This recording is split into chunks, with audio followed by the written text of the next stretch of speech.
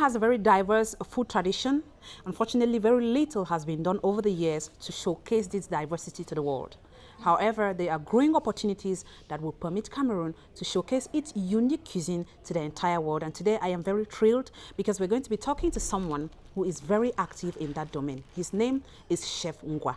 He is a culinary consultant, a food influencer, as well as an intercontinental chef. He is also a graduate from the Hospitality Business School from Lagos, and he is one of the fastest rising stars in the food and catering industry in Cameroon.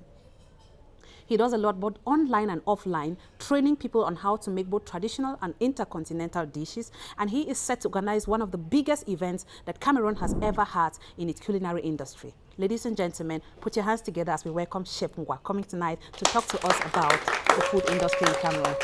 Hi, Chef. Thank you. Hello. Thank you so much for coming to the show. And by the way, I appreciate. Yes. I first wanted to appreciate you for always, there is a way I feed my nostalgia when I think of Cameroonian cuisine and I just go to your page or I follow your status. Your statuses, your page is a thing of beauty. The way you display everything that has to do with our diversity is something that I have never seen.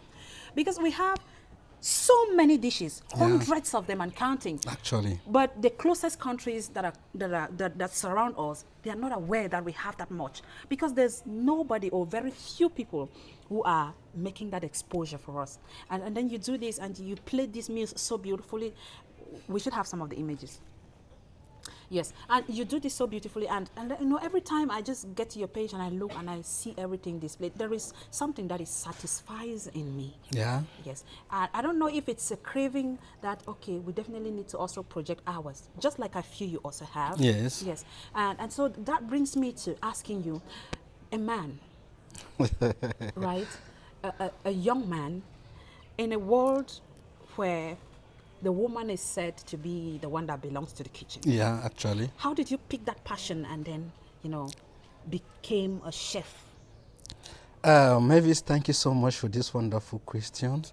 Where I picked my passion, I want to first of all thank God for the grandparents that I have. My passion developed when I was 5 years old. If I tell you when I was 5 years old, I already started pounding achu. I grew up in a family where my parents, I was one of the youngest, one of the last grandchild to my parents. And then the children were already big, Yes. working internationally, working out of the country. And then I happened to grow up as one of the youngest grandchild to my parents, of my grandparents of blessed memory. So I could not step out of the house. When I'm going to school, Yes. my grandmother would tell me that, Ngwa, when you come back from farm, put this corn on the fire and then you follow me to the farm. So we were to prepare corn chaff. Yes. Can you imagine? So now I'll put the corn chaff on the fire and then I'll rush now and follow her to the farm. When it is corn season, I want to carry corn inside what we call keka. In Bafu, call it keka. So I must transport corn like 3 times before nightfall, and then after that after we transport that corn, we need now to put beans into that corn, then sleep on the fire, and then we prepare it in the morning. So I started developing my skill. What really inspired me first, my grandmother did a lot to inspire me to become a chef. By then I never knew that there was something called a chef. We only knew something like a cook. So I was hoping to become a cook. It is later on that I discovered that there's a profession called a chef. So I grew up in that aspect of cooking. And then another factor that inspired me was my elder cousin that I grew with, Madame Pentange Lydia, she was an administrator working in Ngwa. She has worked in so many subdivisions, but she later went to Ngwa subdivision, and then I follow her in Ngwa. So she was like, all the meetings in that subdivisions were holding in her house. All the cooking we're doing in her house. I was in a boarding school, but I was always cooking in the house. Can you imagine? So staff meeting, we will call for Ngwa to go. And I was always very, very active in the kitchen. Doing that now, she saw the passion in me, and I developed the passion. So later on, so those are the people that encouraged me. And then the third factor that inspired me to become a culinary chef or a chef, this is the diversity of Cameroon. Cameroon is so diverse. Yes. Cameroon being placed in the cross-border of Central Africa, Cameroon being Africa in miniature, Cameroon having over 200... Oh, please clap for this man. This man is not just a chef, he is learned. Cameroon being over 250 ethnic groups with different flavors inspired me to become a chef, to show this diversity in our recipes, in our way of preparing meal, in our traditional methods of cooking. So Cameroon is Africa in miniature. Cameroon is a culinary cuisine of Africa. So maybe you know something, there are about 350 days in a year. Yes, so in Cameroon, in those 350 days, you can decide to eat different meals without repeating them different day. Yes, for 350s, you can decide to eat different meals without repeating them every day. So that's why Cameroon, that's how rich Cameroon is. So Cameroon inspired me. The ethnic groups, the diversity of Cameroonian group inspired me to become a chef. Yes. In that. So tell us, so you gain all this inspiration from your childhood and growing up, and even before you traveled to Nigeria to get a kind of formal education where you obtain a degree in your field, you were already a chef. Before I traveled to Nigeria, I was already a chef, but I was an African chef. Oh, I see. Yes, I was based. I was doing well in African cuisine. Oh. Yes, African cuisine. I was doing well in African cuisine. So there was this sponsor that contacted me on Facebook. Maybe when I say so, let me divert a bit. Yes, social media is very, very good. Well, we're going to come to that though. If I tell you what happened, that means there was this bank that has been following me up for close to 7 good years, and then seeing me being consistent. And then they follow me over 7 good years, see me being consistent. They reached out to me and told me that, chef, we have been seeing you being consistent, but only in Africa. We want you to go globally. I was like, please don't disturb me. I've been used to scammers saying all these things to me. I was like, these people today I've never met them, but we communicate. So they told me that, how much do you need? I told her, please don't be serious. Those guys, before I noticed it, they put almost 10 million into my account. Wow. That, chef, I want you to go globally. Before I know it, maybe if you have been looking, you hear something about Keybank. Yes, sir. Yes, if you know something about Keybank. Before I noticed, they put almost 10 million into my account. Ask me, how much do you need again? Before I noticed it, my school fees, instead of 10 million, my school, I paid the school fees, I paid my flight ticket, I pay my house rent. That's how, before I traveled to Nigeria, I was an African chef. Yes. So I went online now, I had to discover a prestigious they told me to look for one of the top schools in the world. Yes. So I had to look now, I had to search to Hospitality Business School, Lagos. So when I searched their profile, I read about them. They were the top best, first in Africa, top 10 in the world. I said, okay, this is where I'm going. This is where I'm going to. I was afraid telling them that this is where I want to go to. But those people were, those people were like, yes.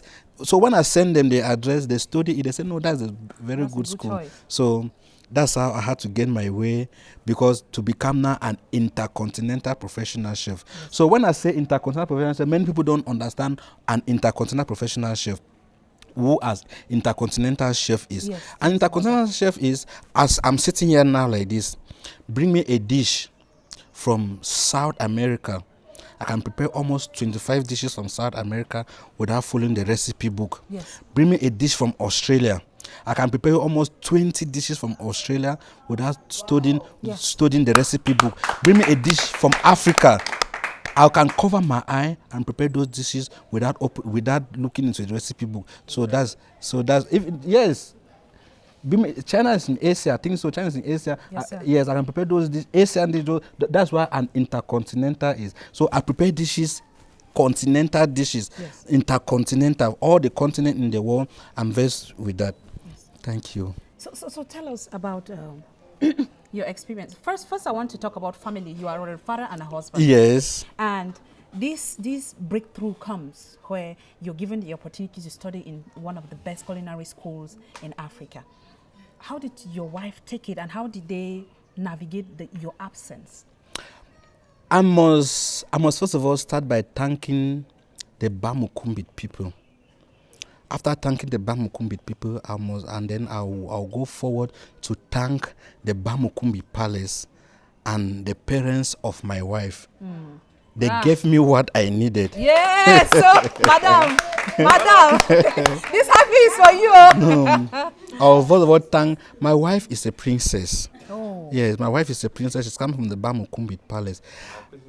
Mavis, Yes, sir. if I must tell you, before I got married to this girl, I had 2 girls in my life. Yes. Yes. I did not go for a pastor to pray for a pastor. I put myself down. I put these 2 girls in my life. I said, Papa God, give me the one that will follow my principles. Give me the girl among these 2 girls. That will suit my vision. That will suit my vision. So the Lord satisfied my desire. Oh. And immediately, when I did this, immediately 3 days after my prayers, I just went straight and made things traditionally possible for me, everything. So when the news of me traveling came, she was the first person to celebrate it. Oh, wow. She said, Daddy, I'm very happy with you. Daddy, please go and excel. Daddy, please go and make us proud. Unfortunately, Mavis, when I traveled to Nigeria, I was to make 7 months in Nigeria. But I later on made 1 good year in Nigeria. Yes. My wife was like, Daddy, please, if you are faithful to me, I'll be faithful to you. Daddy, if you are there for this mission, and then I have no problem. If you are to make 5 years so far, you will come back to me. I'm satisfied. Oh. Well, somebody say love. Why not see this love? So that is the woman I have in my life. That's beautiful. That's the woman I have in my life. So maybe it's today, when I'm in the kitchen, she'll be like, "Oh, my professor, don't enter." We're going to get to that, right? I was going to ask, so who makes the meals at home? I cook for my wife. For the most part? For the most part, I cook for my wife. You don't think a man should cook for his wife?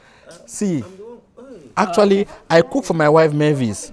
Sometimes my wife is a nurse, and her work doesn't. I don't like stressing her.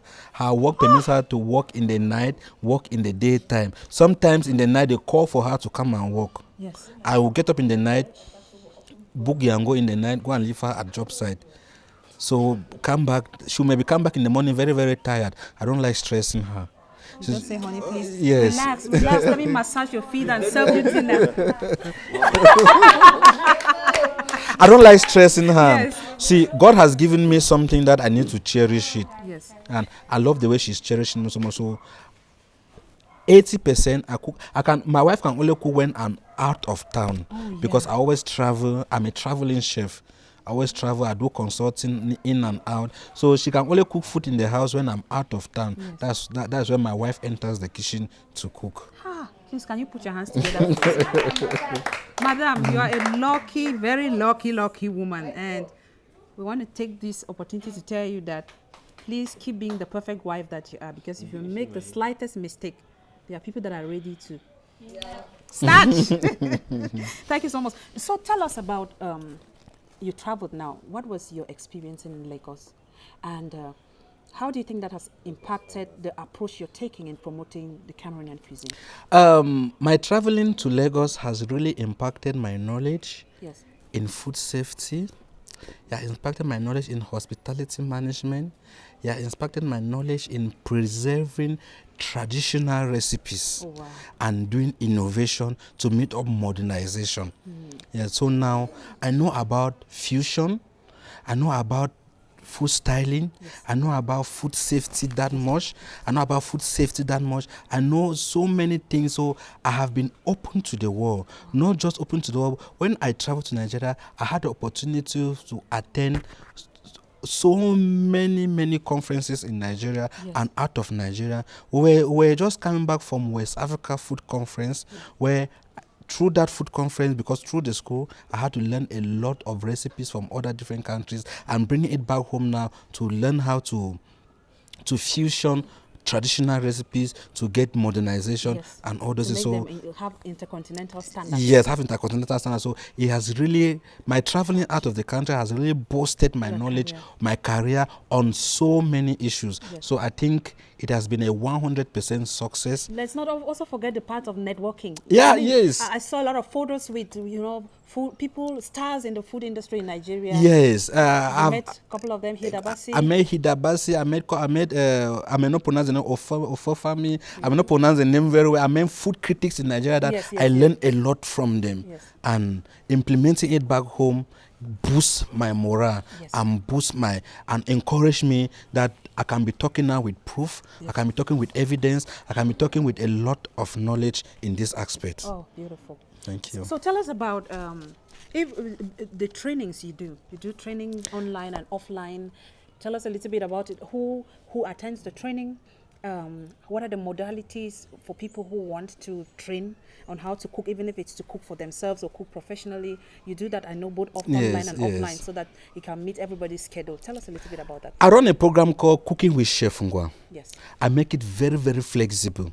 Yes, everybody can cook. So we are just trying to improve your cooking skills and your kitchen management skills. So those to register for this program, they are housewife, they are husband who are interested in cooking, they are house help, they are restaurant workers, they are chefs who are cooks. That everybody in the community. You don't need any qualification to join this program. So that's the program you're talking about. You've hinted on. Yes, that's the program I'm talking about. So I'm currently working with the bank that sponsors me to travel. So we are working on setting up a culinary school here in Cameroon, where we will train professional chefs. Please clap for these are nation builders now. Yes. we are calling, these are people that have never met them, but we have investment that we are building up. Yes, we are doing documentation, we are doing things now. So when everything will ripe, I'll be back here. Just hold on a little. I hear you for the. Okay. So when everything will ripe, I'll come back here to tell you guys that we are ready. Cameroonians, we are ready for you. So guys, get ready. Those of you who are interested in getting into the food industry, how can people get registered? And what are there any, or is there a fee or? Mavis, yes, sir. For now, people who are interested in joining this program can join our online program because we do legit business. Yes. People can reach us through our Facebook page, Ngwa Catering Services. People can reach us through our Instagram page, Chef Ngwa. People can reach us through our TikTok page, Chef Ngwa. And people can reach us on our WhatsApp channel, Chef Ngwa. You can just subscribe to our WhatsApp channel, Chef Ngwa. And then you can also reach us on 67023 9593, and you just let your intention. See, we make these classes flexible. Currently, we have about 240 something people who are already registered, and the testimonies are so overwhelming. The testimonies are so encouraging. People are sharing it. That means we have top personalities in the country that are into that forum. We make it very flexible. You don't have to complain about time. Yes, you don't have to complain about this. First, we make the classes available 24/7 to respond to you anytime you need. So our classes are in such a way that even if you are in America, you can follow our classes. And Mavis, let me shock you. While I was in Nigeria still studying, I have about 6 people who register for my classes from UK. So I was taking them while I was still in school. I was taking them through the online, and the parents are today proud that they are doing. The children are doing so well. And then still from my online cooking classes, I have 3 of my students from online who are in Germany, they are working in one of the top hotels in Germany, and they keep thanking me every day, Chef, you are doing great. I have some in Finland, I have some in Switzerland that they are doing so well. It is something that I started it like a joke, but I realized that I was impacting life. Yes, you are. So Definitely. all those who are interested in joining this program, I encourage them. Even if you already know how to cook, please come. Let's upgrade our skills. Yes, sir. Even Yes. if you're a housewife, you don't need to be a professional to cook special meals. Yes. I mean, Vals is coming. What are you preparing for? Your husband or your wife? Yes. So tell us about. Let's before we round up. Yes. How do you hope that every step you're taking, including even the project that you have at hand, Yeah. how do you hope that that's going to help to boost our gastronomic identity, or maybe project it to the entire world? Maybe it's to project this. I first of all need love from the people. Yes. I first of all need the people's approval. I first of all need the people's support. I first of all need the positive energy from the people, Yes. from our Cameroon. See, Cameroon has about 250 ethnic groups. And those are 250 flavors. When we talk about flavors, you understand what I mean? Different varieties. Ah, my God. So those are the things that we are projecting. Yes. And those are things that we are also teaching them how to preserve traditional recipes. Not to destroy our traditional recipes, Yes. not to preserve, not to destroy our traditional cooking methods. Yes, the authenticity of our traditional dishes. Yes. I'm always happy because there are some times that I post some pictures on Facebook that this is how I prepare ndole. People who are from the Sawa, they will come now telling me that no, this is not how we prepare ndole from the Sawa, from Douala, this. I will say these are the comments that I wanted to get to know if people still preserve these traditional recipes Yes. that we have. So your question is so much good and nice because we try to preserve all these traditional recipes for our future generation. Oh, thank you so much. Now, talk about, lastly, let's talk about the impact of the social media. I did mention that you're one of the rising stars in Yes. the food industry because you're on social media, you are in the media. You're one of the few chefs who is in the media. I know you've hinted on that, on Yes. how it attracted a lot of blessings to you, but I think that is something that a lot of people do not talk about. We do not understand the impact of putting yourself out there with whatever kind of business that you are doing. So you might want to say just one last thing about how important it is for people to, showcase whatever they are doing on social media. Talk about that. For you to showcase what you do on social media, first, you need to have passion on what you are do. doing. Second, you need to love Yes, sir. what you are doing. Thirdly, you need to be consistent. These people I'm telling you here, they follow me up for 7 good years. Yes. I was consistent. Every day I'm there. I'm there. They was like, who is this? My post always pop out on. So you need to be consistent. Another thing now is that you don't need, if you are on social media, you don't need to let other people's comments weigh you down. Yes, exactly. Don't let comments weigh you down. Because I discovered one thing on social media, that somebody that does not know you will come and address you and rubbish you down. Somebody that you can cater for from now to tomorrow will come because he has a data of 100 francs. Yes. He or she will come now, and then the person is behind the keyboard. Exactly. The person will ride as if he Whatever knows they you want from to now ride, to yes. tomorrow. Please. I'm happy the way that Facebook is upgraded. If I see comments that I don't like, I delete those comments. Yes, sir. I don't respond to them. Because once you delete them, the comments will not affect you emotionally. The problem is that we don't understand how to use social media that much. Don't let social media weigh you down. I can only tell my followers, I can only tell Cameroonians that please have an objective that you are on social media. Why are you on this social media?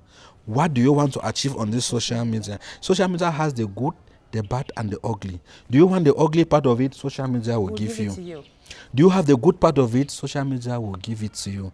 Do you have the beautiful, the investment part of it? Social media will give it to you. So I only want to tell my people that please, let's be persistent, let's be consistent, let's be passionate about whatever thing we are doing. Thank you. Put your hands together. Thank you so much, Chef Unwa. This has been so enriching, and we are so blessed to have had you. We're so blessed, and we thank you for everything you're doing for Cameroon. We thank you for everything you're doing for the food industry, and we hope that this is the beginning of good things for us. Thank you so much for coming, and we'll have you another time. But for now, we'll be right back. Thank you so much. Thank you so much. Thank you. Ladies and gentlemen, it's been a splendid time in your presence, and I want to thank each and every one of you for joining us for this episode of Time with Melvis Touch. I want to thank Chapnik Pictures for always capturing the magic behind the cameras. I want to thank Apoto de la Mode for always dressing me to impress, and I want to thank my audience. You're the real stars, and thank you, and keep shining. My name is Melvis Touch, and I'll see you for another episode of Time with Melvis Touch. So bye for now.